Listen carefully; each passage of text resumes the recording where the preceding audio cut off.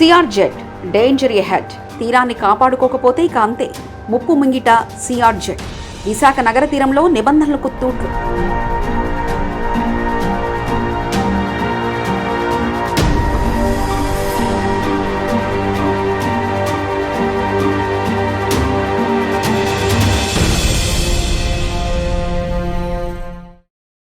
ప్రకృతి ప్రసాదించిన వరం సముద్రాలు. మానవాళి మనుగడకు, దైనందిక జీవితంలో అనునిత్యం సముద్ర తీర ప్రాంతాలు ప్రముఖ పాత్ర పోషిస్తున్నాయి.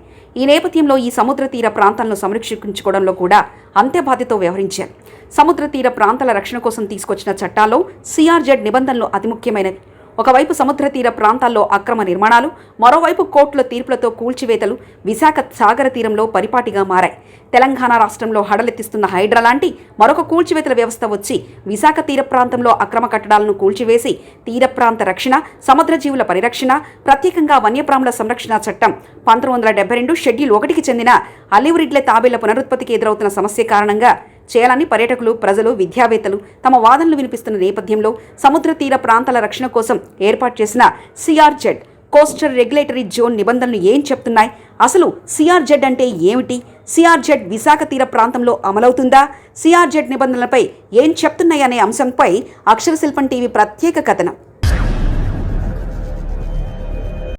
సిఆర్జెడ్ గురించి ఇలా: భారతదేశంలో పర్యావరణ పరిరక్షణ చట్టం 1986లోని సెక్షన్ 3 ప్రకారం పర్యావరణ, అటవీ మంత్రిత్వ శాఖ తీర ప్రాంతాల్లో కార్యకలాపాల నియంత్రణ కోసం మొదటిసారిగా ఫిబ్రవరి 1991లో coastal regulation zone CRZ notification జారీ అయ్యాయి.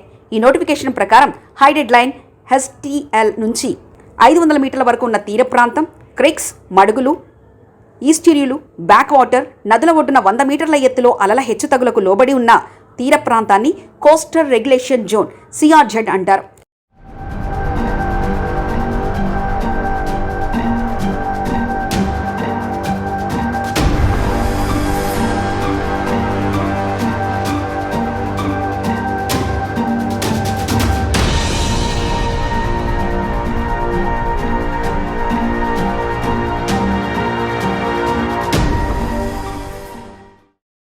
సిఆర్జెడ్లు జోన్లుగా భారతదేశ వ్యాప్తంగా సిఆర్జెడ్ను 4 కేటగిరీలుగా విభజించారు. మొదటగా తీర ప్రాంతంలోని అంతర్ టైటల్ జోన్ భూభాగం మాత్రం ఉన్నాయి. సముద్ర భాగాన్ని చేర్చలేదు. సిఆర్జెడ్లో పరిశ్రమలు లేదా ప్రాసెసింగ్ ప్లాంట్లు మొదలైన వాటి ఏర్పాట్లు, వాటి విస్తరణపై నోటిఫికేషన్ పరిమితి విధించింది. కోస్టల్ రెగ్యులేషన్ జోన్లు సిఆర్జెడ్ మొదటిసారిగా 1991లో భారత ప్రభుత్వంచే నోటిఫై చేయబడ్డాయి. దీని కింద తీర ప్రాంతాలను సిఆర్జెడ్ 1, సిఆర్జెడ్ 2, సిఆర్జెడ్ 3, సిఆర్జెడ్ 4గా వర్గీకరించారు. 2003 నోటిఫికేషన్లో కూడా సిఆర్జెడ్ కోసం అదే విధంగా ఉంచారు. సిఆర్జెడ్ 1 ఇది పర్యావరణంగా సున్నితమైన ప్రాంతాలు. ఇవి తీర ప్రాంత పరిరక్షణ వ్యవస్థను నిర్వహించడంలో చాలా అవసరం. అవి తక్కువ, అధిక డెడ్లైన్ల మధ్య ఉంటాయి. సహజ వాయు అన్వేషణ, ఉప్పు వెలికితీత అనుమతించబడుతుంది.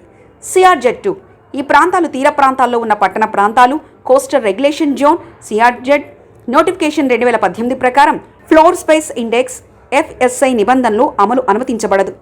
సిఆర్జెడ్ 3 1-2 వెలుపల ఉన్న గ్రామీణ లేక పట్టణ ప్రాంతాలు. ఈ జోన్లో వ్యవసాయానికి సంబంధించిన కొన్ని కార్యకలాపాలు, కొన్ని ప్రజా సౌకర్యాలు మాత్రమే అనుమతించబడ్డాయి. సిఆర్జెడ్ 4 ఇది ప్రాదేశిక పరిమితుల వరకు జల ప్రాంతంలో ఉంటుంది. ఈ జోన్లో చేపలు పట్టడం మరియు అనుబంధ కార్యకలాపాలకు అనుమతి ఉంది. ఈ జోన్లో మన వ్యర్థాలను వదలకూడదు. ఈ జోన్ 1991 నోటిఫికేషన్ నుంచి మార్చబడింది. ఇది అండమాన్, నికోబార్, లక్షద్వీప్ దీవులలోని తీర ప్రాంతాలను కవర్ చేసింది.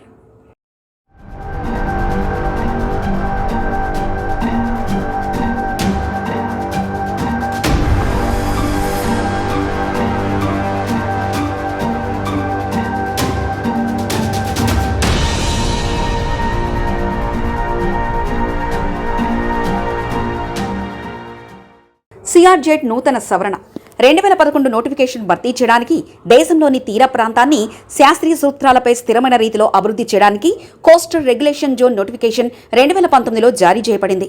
ప్రస్తుత ప్రపంచ వాతావరణ మార్పులు, సముద్ర మట్టం పెరుగుదలను దృష్టిలో ఉంచుకొని 2011 మునుపటి నోటిఫికేషన్పై ఫ్లోర్ స్పేస్ ఇండెక్స్ లేదా ఫ్లోర్ స్పేస్ ఏరియాను పరిగణలో ఉంచుకొని తాజా నోటిఫికేషన్లో జోన్ 3 ప్రాంతాల అభివృద్ధి, సిఆర్జెడ్ T ప్రాంతాలను సిఆర్జెడ్ 3A, సిఆర్జెడ్ 3B అని 2 వర్గాలుగా జనాభా నిష్పత్తి ప్రాతిపదికన విభజించి నూతన నిబంధనలు అమల్లోకి తీసుకొచ్చింది. 2019 నోటిఫికేషన్ తీర ప్రాంతాల్లో పర్యాటక మౌలిక సదుపాయాల అభివృద్ధికి కూడా ప్రోత్సహిస్తుంది. తీర ప్రాంత నియంత్రణ జోన్ క్లియరింగ్ విధానాన్ని క్రమబద్ధీకరించడం 2019 నోటిఫికేషన్ యొక్క ముఖ్యమైన లక్షణం. పర్యావరణ, అటవీ, వాతావరణ మార్పుల మంత్రిత్వ శాఖ సిఆర్జెడ్కి ఒకటికి మాత్రమే క్లియరెన్స్ విషయాన్ని పర్యవేక్షిస్తుందంటే పర్యావరణ పరంగా హాని కలిగించే ప్రాంతాలు సిఆర్జెడ్ 4, సిఆర్జెడ్ 3, సిఆర్జెడ్ 2 వర్గాలకు క్లియరెన్స్ అధికారం అనేది ఆయా రాష్ట్రాలకు విడిచిపెట్టింది. ఈ సవరణలో అన్ని దీవులకు 20 మీటర్ల నో డెవలప్మెంట్ జోన్ను కూడా ప్రతిపాదించింది. పర్యావరణ పరిరక్షణ చట్టం 1986 ఆధారంగా గుర్తించబడిన పర్యావరణ పరంగా హాని కలిగించే ప్రాంతాలను తీర ప్రాంత సంఘాలు, మత్స్యకారుల భాగస్వామ్యంతో నిర్వహించాలి. తీర ప్రాంతాల్లో కాలుష్య నివారణ ప్రయోజనం కోసం సిఆర్జెడ్ 1B ప్రాంతాల్లో నియంత్రణ క్రింద చికిత్స సౌకర్యాల అభివృద్ధి ప్రతిపాదించారు. విశాఖలో సిఆర్జెడ్ నిబంధనలు అమలు అవుతున్న విధానాలపై అక్షరశిల్పం టీవీ ప్రత్యేక కథనాలు అందించేందుకు రంగం సిద్ధం చేసింది. మరిన్ని వివరణాత్మక కథనాలతో మీ ముందుకొస్తుంది. మరిన్ని కథనాల కోసం సబ్స్క్రైబ్ చేసుకోండి మీ అక్షరశిల్పం.